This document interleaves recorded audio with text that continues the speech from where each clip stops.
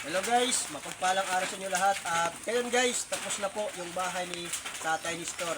At ito na po siya.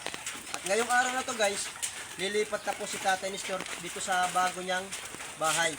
Kaya tingnan natin sa loob guys, ito yung pintuan niya. At dito, pagpasok dito sa loob, mayroon na ditong sahig. Ayan, may sahig na para hindi siya maputik. At dito tayo sa taas. Ito naman guys, yung abuhan. So, nasa inyo na po nila. Nilagyan po namin ng lupa. At ito naman, pwede sila dito manhugas. At dito naman sa loob, akyat tayo. Ito na ngayon ang pitsura ng bahay nila. Ano guys? So, may dalawang bintana. Yung bintana guys. At doon sa kabila may bintana. Ayan. Nandito naman kasi yung bintana guys. Ayan. So, yung pintuan. At mas maayos na po yung bagong titirahan ni Tatay Nestor. At hangad po namin na umuwi sana dito yung kanyang asawa para maalagaan po si Tatay Nestor. Kaya, ililipat po namin si Tatay Nestor dito ngayon sa kanyang bagong bahay. At pupunta kami sa kabila para buhatin po si Tatay. Dahil ang bahay na to, ginawa po namin ang bahay na to para kay Tatay Nestor at para sa kanyang asawa. So tara guys, pupuntahan natin si Tatay Nestor. At kakausapin ko mamaya yung yung isang matanda na siya yung tumitingin-tingin sa kanila dito. Pag wala dito yung nag-aalaga sa kanya, mayroon nagtitingin-tingin sa kanya dito na isang matanda. Anong pangalan mo, Nay? Ida. Ano? Ida. Si Nanay Ida, kakausapin ko mamaya si Nanay Ida na siya yung umaalalay sa kanila dito para tumitingin-tingin kung sakali wala dito yung nagbabanta sa kanya. So tara guys. Dito ka na upod. Go.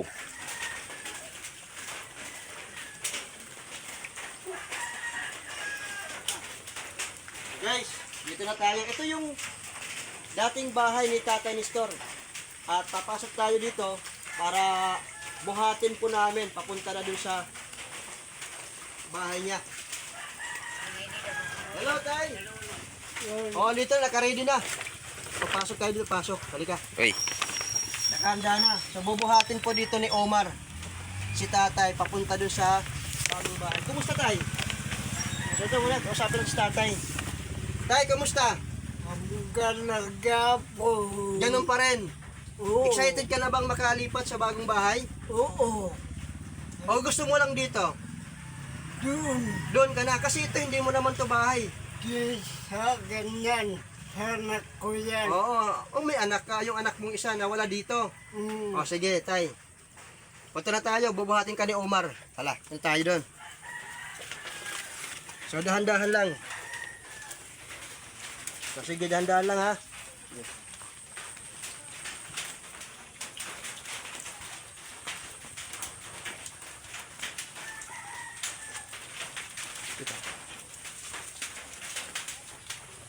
Alalay lang ha. So, welcome home, Tatay Nestor. Yan na yung bagong bahay ni Tatay Nestor. Dilipat na siya. Dito tayo. Ayan. Ayan mo, Tay. Dito ka. Ayan. Oh. Dahan-dahan. Ayan. Opo. Ayan.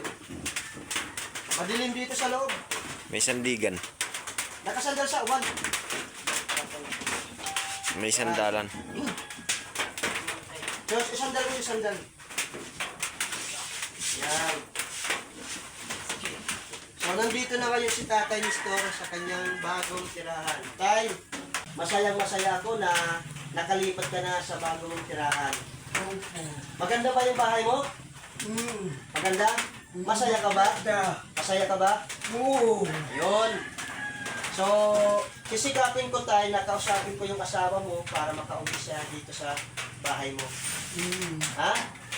At may nag-aalaga naman dito sa iyo. Ha? Hindi ka naman nila kapabayaan. Ha? At nakausapin ko rin dito si Nanay Nida na siya rin yung tumitingin-tingin sa inyo pag wala dito yung nag-aalaga sa iyo. Ano? So, Ang gagawin namin dito tay, siyempre, may bago kang bahay, nakalipat ka na ngayon. Ang problema namin ngayon dito guys, ilaw. Kasi dito sa tinitirahan ni Tatay Nestor ngayon, wala siyang gamit. Kasi yung mga gamit doon, hindi po namin isinama kasi mga bulok na po. Para na siyang basura. Kaya dito, matutulog si Tatay ngayong gabi, wala siyang banig. Wala siyang banig, wala siyang unan, wala siyang kumot, walang kulambo, at wala po silang ilaw. Medyo madilim. Pero ang gagawin ko na lang, bibili ako ng lampara na lalagyan ko ng petrolyo at yun muna yung magiging pansamantalang ilaw nila dito sa bahay. Yan po. At syempre, kung sino man po yung may mga busilak na kalooban na nais magpaabot ng tulong para kay Tatay Nestor, sana po matulungan po sila na mabigyan po sila ng solar kahit dalawa dito sa loob at saka sa labas, sa may kusina, magkaroon po ng solar kasi madilim po dito sa bahay po nila. At hangarin po din namin sana na matulungan din po sila sa kumot, kulambo, at mga kailangan po nila kahit po bigas. Kasi kailangan nyo ng bigas tayo, no? Bigas at saka pang-ulam.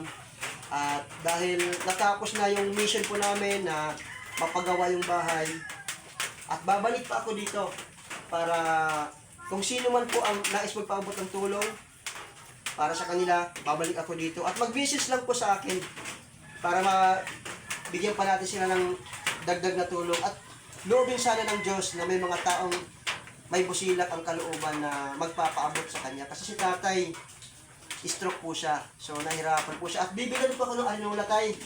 Bibilan kita ng arinola.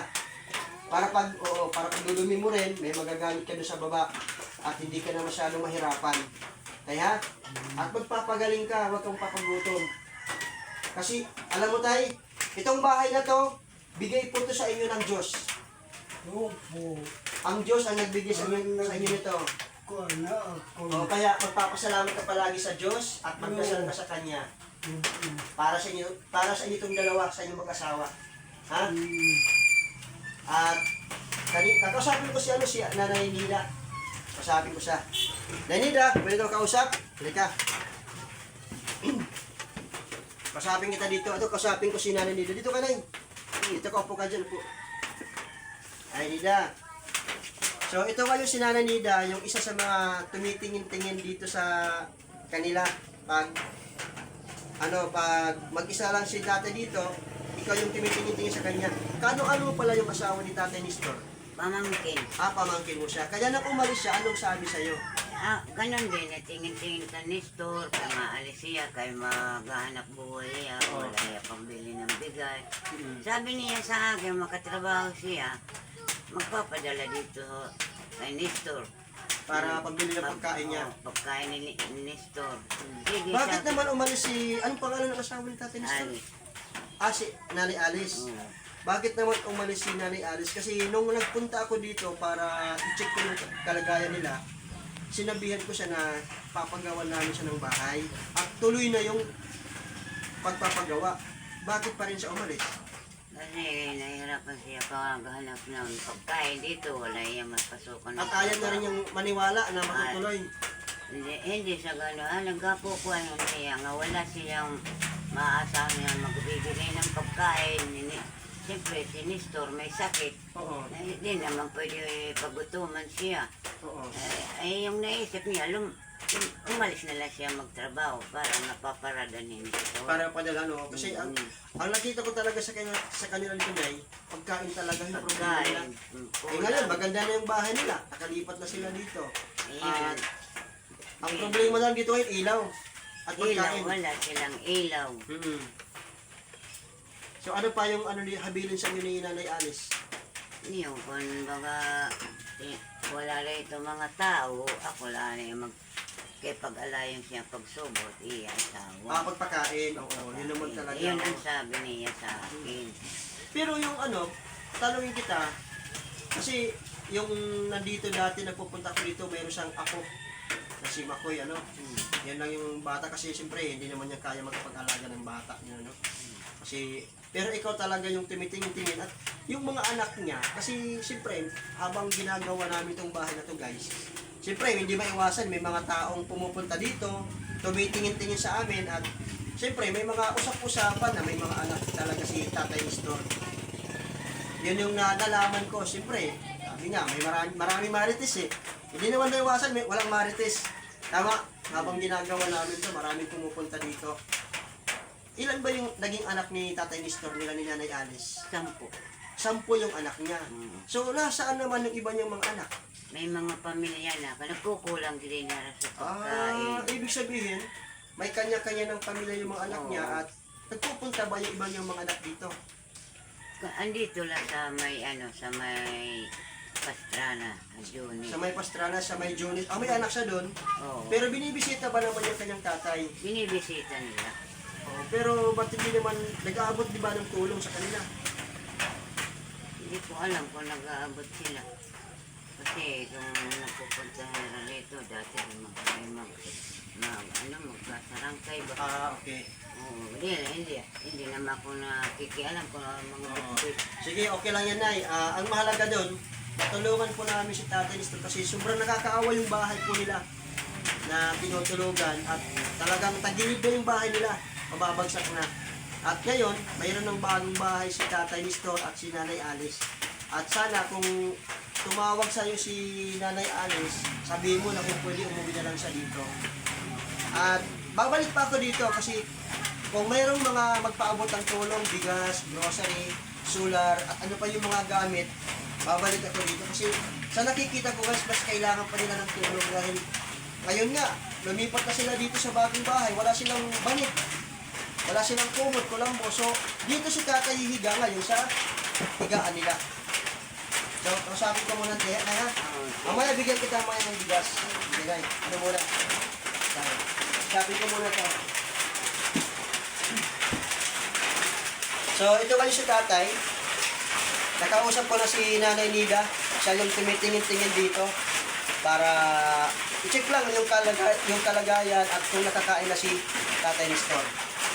So, masayang-masaya naman si Tatay at ngayon Tay, dito sa higa si Tatay dito sa higa. Ngayong gabi, dito na sa higa. Wala kang unan, walang kulambo. Ano Tay? At lalamukin ka pagdamag, madilim, walang solar, tapos malamok. Pero babalik agad ako Tay, ha? Mag-pray ka lang kay Lord. Ha? Tay, anong masasabi mo Tay sa nagpaabot ng tulong sa inyo? Maraming salamat sa inyo. Itulog ninyo sa akin. Ano pa? Sana nabiyagaan kayo lahat sa inyong mga kailangan. Oo.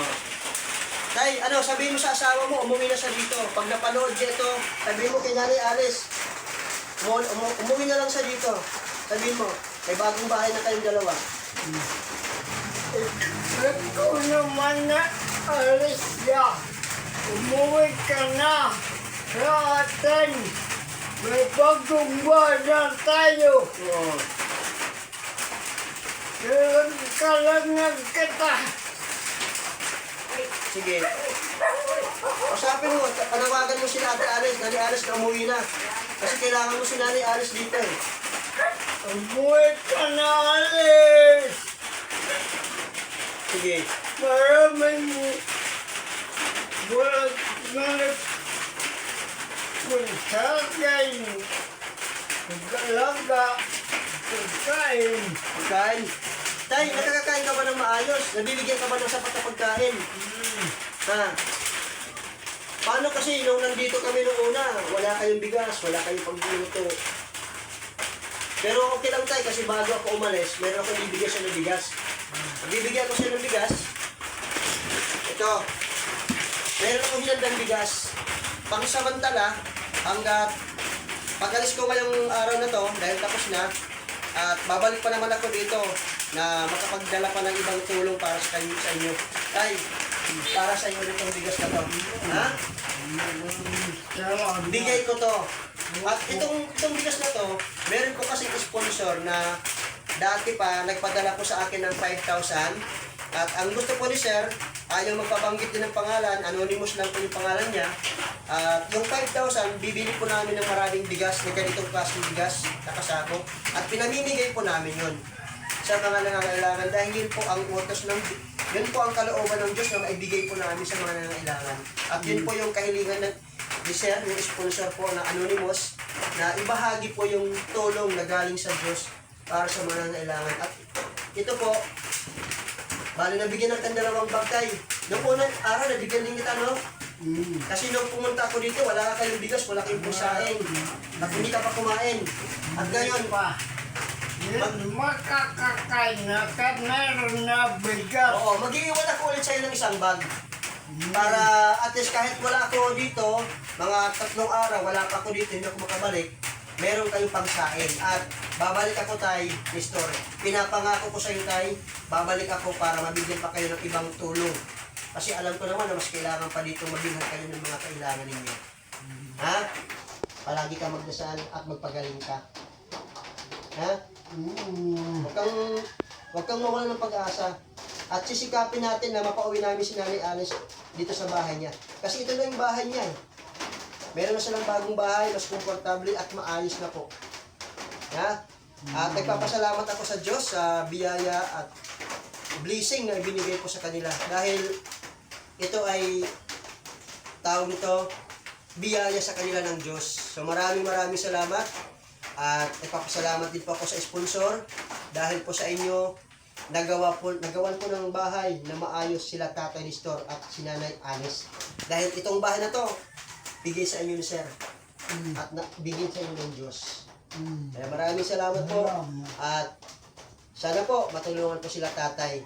Sa mga nais pang magpaabot ng tulong, mag-message lang po kayo sa Lakwat Zero Pagbulig Vlog sa inbox at makakaasa po kayo, lahat ng mga tulong po ninyo, makakarating po sa kanila. So, maraming salamat at God bless po sa inyo lahat. Okay. Okay? So, sige tayo, dito ka lang muna tayo. Bibigyan ko rin ng bigas si Nanay Alice.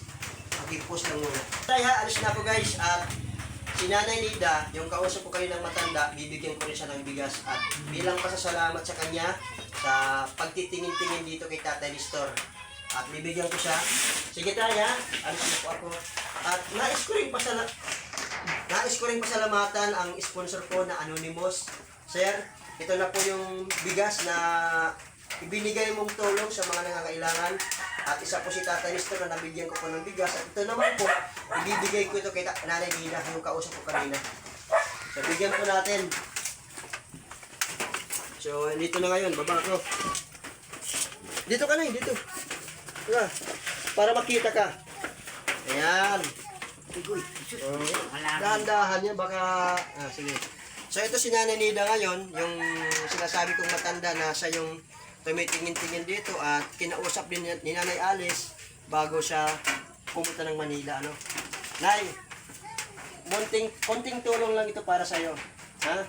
Okay na ba yung bigas? O babawasan pa natin ito? Bahala ka. O, Tanay. Bigay po yan sa'yo ng Diyos. At galing po sa Anonymous na nagbibigay po ng tulong.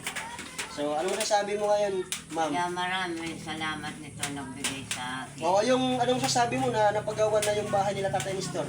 Salamat kaya ako nagawa na sila nito ng bahay. So, Maraming salamat. maayos na ba yung bahay nila Tatay Nestor? Maayos na. Okay sa yung dati. Oo. So, sige na ha. Oo. Maraming salamat. Oo. At sige, halos na kami, Tay. Salamat. At medyo madilim na to ditong lugar na to kasi na hapon na, alas 4:30 PM na, tsaka medyo maulan. Kaya medyo madilim na dito sa loob, wala silang ilaw. At makikisuyo lang ako sa lampara. Yung lang muna yung lampara para may ilaw sila dito. Tama, meron. Ito na po. Mission accomplished po ang paggawa ng bahay nila Tatay Nestor at Nanay Alice. At sana mapauwi po namin si Nanay Alice dito para kumpleto na silang dalawa. Kasi itong bahay na to na ginawa po namin para po sa kanilang dalawang mag-asawa. So yun po, at maraming salamat sa Diyos sa pagpapala at biyaya na ipinagkaloob po sa kanila. At naging instrumento kami para po sila mabigyan ng pag-asa at saya at panibagong tirahan. At maraming salamat po sa sponsor. God bless po sa pagtulong niyo po. Bye. Oh! Yasi ka walang tao. Okay, Day. Okay na ako. Sige, bye-bye. Bye-bye. Bye. Salamat. Sige.